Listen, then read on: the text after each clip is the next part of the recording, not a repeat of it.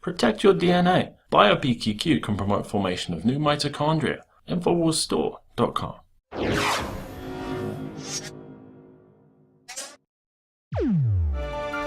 Now, something else coming out of Texas.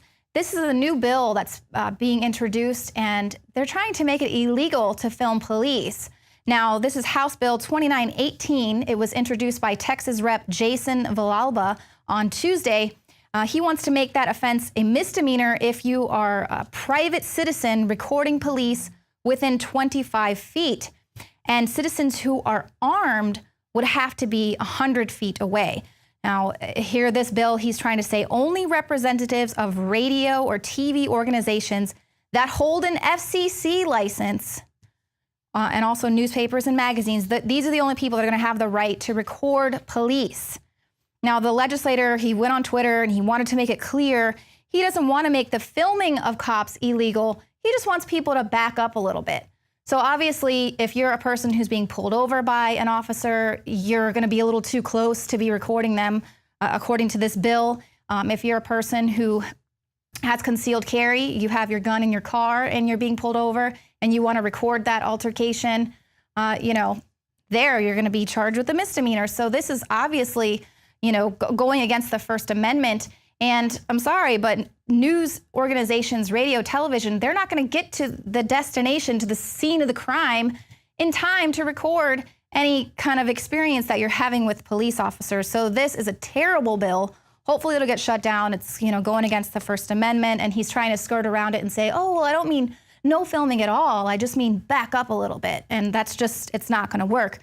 You'll see in this next video, it was the filming of the police officer that caused the cop to back off and not arrest this woman's pit bull. So am I under arrest? No, your dog is, though. My dog's under arrest. For what? For a vicious and large dog. She's not vicious, and she's not at large. My dog has not stepped out of my vehicle. You cannot take my dog. She has not done anything to anybody. She has not attacked anybody. She has not bit anybody. Just because somebody was scared to get in their car, you cannot take my dog. My dog has done nothing.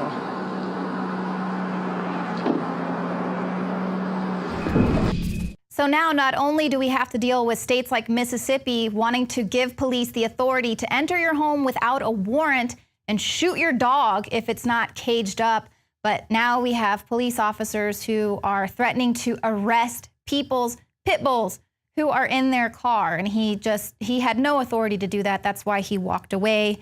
The dog did not even exit the vehicle, and this woman stood her ground and recorded the entire altercation. So that's why it is important to film the police. You need that. You got to be able to use that in a court of law. Now, after the shooting of 2 police officers in Ferguson this week, we saw a really heartfelt tweet coming from the president. Thing that upsets me with this tweet is that it wasn't a press conference. He didn't, have the press meet him in the Rose Garden to talk about how wrong it is to be killing police officers in retaliation. But then he goes on to the Jimmy Kimmel show there, and he gives a really lengthy speech to the legitimacy of the protesters. So he issues this tweet when it comes to saying, oh, killing cops is bad. But then he goes and he talks for a while on Jimmy Kimmel about the legitimacy of the protests. Now, in this case, I do not disagree with the president. The protesters do have a legitimate reason to be out there protesting. We've seen some really good things coming out of those protests. And like the protesters say, that didn't come from them. They had nothing to do with it. So because some crazy person decides to shoot at cops doesn't mean now we just need to shut it down and people shouldn't have the right to protest. But this is also what the president said after all the rioting and looting. He came on television and said that the grievances of these rioters and looters was legitimate and understandable. So once again, the president is not condemning this action. He's basically being like Method Man of the Wu-Tang Clan, who went on MSNBC this week to say that the police officers who were shot in Ferguson this week brought it on themselves.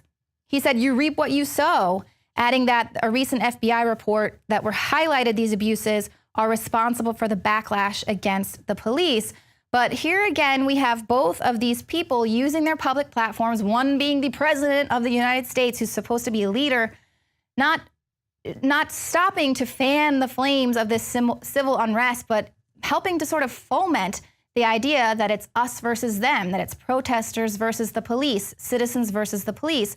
It's, not coming down to stop this false narrative that is continuing with Mike Brown. He didn't have his hands up. He wasn't trying to surrender. He didn't have his back turned. And we know that as well from these documents that have been released through the Department of Justice official investigation.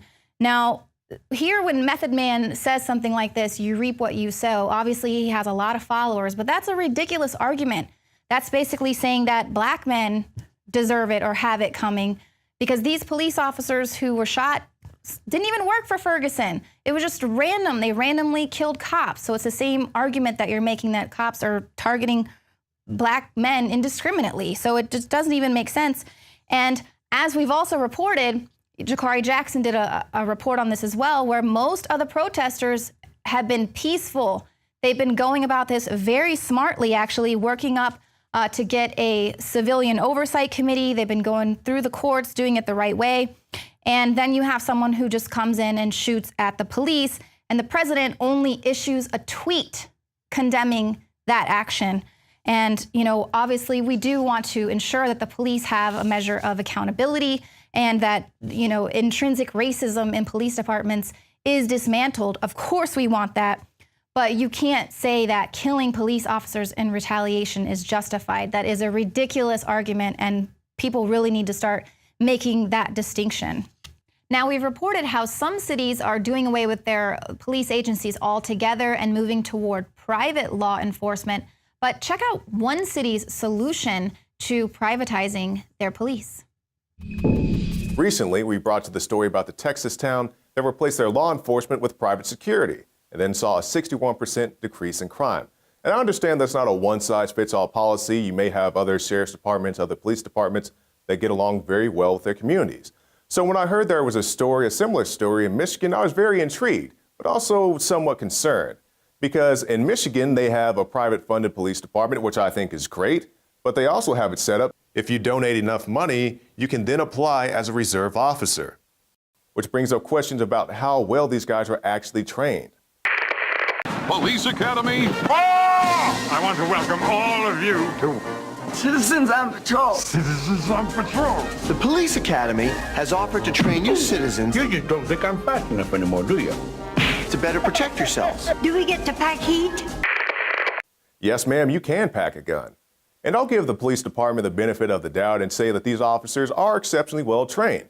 But you still have the issue of being able to pay to play. If you have enough cash, you could potentially become a reserve officer, which has some people on edge. What if somebody gets on the force that isn't exactly the moral equivalent of we want our officers to be? Because even with a regular police department, these guys undergo psychological evaluations, and you still have these rogue guys who end up on the streets. So ultimately, I do applaud the chief's ambitions, but only time will tell how well this thing works out. You can find more reports on Infowars.com, and hopefully they don't end up with guys like this. This is great, man, isn't it? Me and you, security guards, out here acting like real cops. Wait, that's my car! You may reprocure your vehicle. That's not security! Get out of the damn car! Didn't your mama teach you any manners? At least you could ask me nicely.